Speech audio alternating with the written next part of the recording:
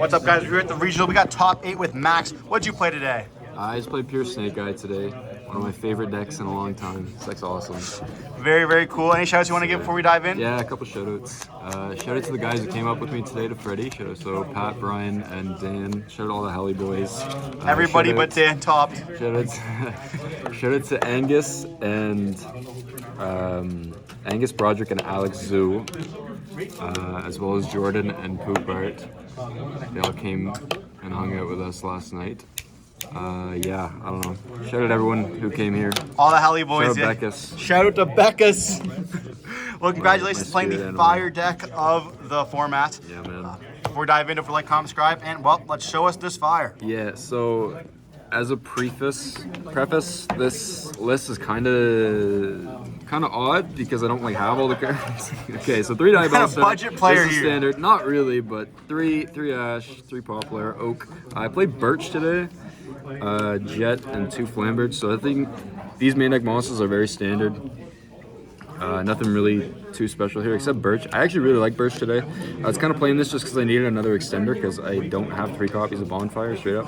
So just playing this as an extender was actually really nice. And there's multiple times today where I could use its effect to tag out into a different body on my opponent's turn that just helped me keep playing and just keep interacting, clearing my board, making room for stuff. So this card was cool. It helped into like any cached hero monsters or cached hero boards because obviously it doesn't activate like anything that triggers on effect activation. Just free body, it's cool. That's it for the monsters. Spells, 3 wanted, 3 lullaby. This card was okay today. I think the first time I activated today, I called Ash Blossom and Joy Spring on my opponent, and they're like, "Yeah, I just don't play that card." It's like, oh no! Loot myself for 2,000. But yeah, I'm playing 3 of those because I only own 1 bonfire. I couldn't find more before the event, so fuck it, use all. 1 for 1 original and temple. I thought about playing more of this instead, but I don't know. Lullaby is just really cool. I essentially wanted to use this event to try it out as well, and it felt okay. There's just I felt after game 1 I was siding it out like every single game. So unless I played the mirror, in the mirror it's like still gas, of course. Then for hand traps, 3 Niv, 3 Ash, 3 Veiler, 2 Mourner, 3 Imperm. These were the ratios that I've been running with for a while. I like Mourner a lot, honestly. I maybe even bump this up to 3. It's just the unfortunate part is it's obviously hard once per turn.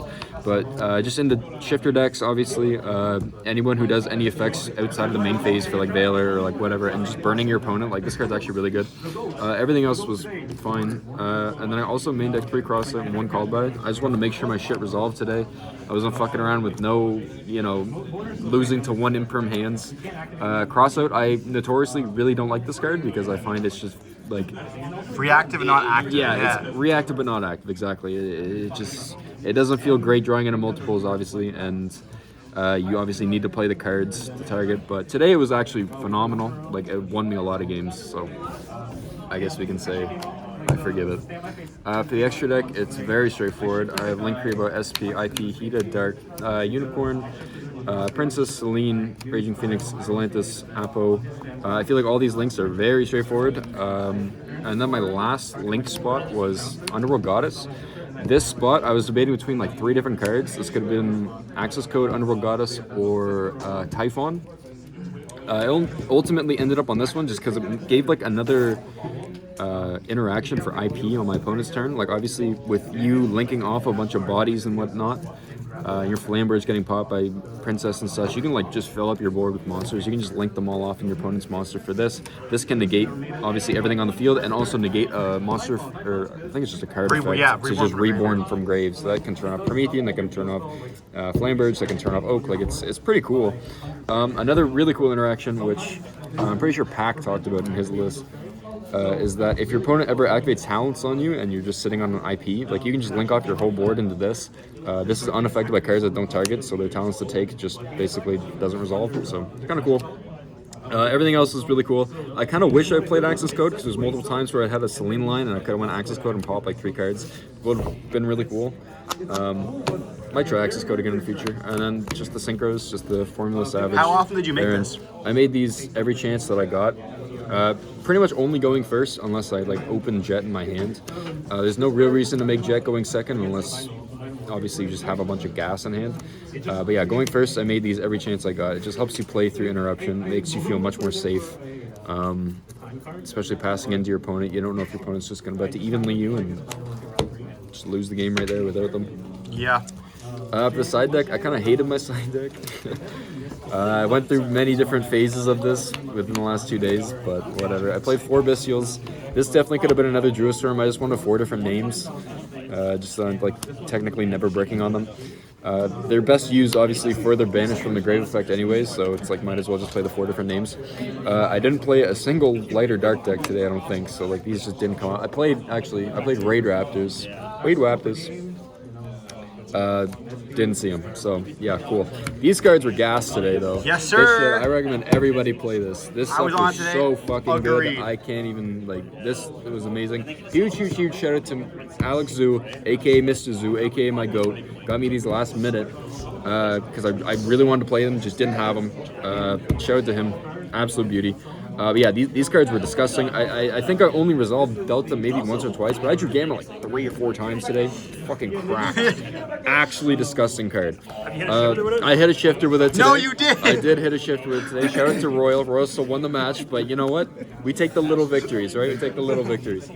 Then I played 3 Pepega Cosmics. I kind of wish I didn't play this card, honestly. This was summon limit, and then I was like, you know what? Instead of playing summon limit, I'm gonna be the bigger man and just play the out to summon limit. Don't ever listen to my bullshit advice. Do not. Literally, actually, wish this wasn't on my deck. I think I sided this in maybe 2 or 3 times, drew it like once, and it was just like, I wish this was any other card. So, anyways, 2 talents just because I didn't have room really for it in the main. How many cards were you maining today? Plus, I'm 41, Okay. and I preferred to play these cards instead of these cards because I wanted reactive cards and cards that obviously hand traps that can interact with my opponent. I found in testing there was too many times that my hands just lost to like an imperm, right? And I had this in the deck instead of crossout. It's like I'd rather just cross out so I can keep playing instead of get hit by an imperm and have this be a dead card in my hand when this is supposed to be my, you know, my fix to that, right? But obviously imperm is imperm. So yeah, siding this was fine. I feel like these are only really good going first. Going second, sometimes you can make it work, but like into other Snake Eye boards, like everyone knows that Talents is a card. They're going to be able to play around Talents pretty damn well. Then this card. This card's cool. It just turns your Poplar or Diabell into an immediate out that your opponent has to interact with, right? It just kind of punishes people for being greedy with their negates and shit. And then I played a time card. This card might as well not even be in the list. I don't think I sided in once because I just didn't go to time. What do you sign out for that card, by the way? Fucking anything. Take this garbage out. Don't need that. Put in summon limits or something, some kind of floodgate.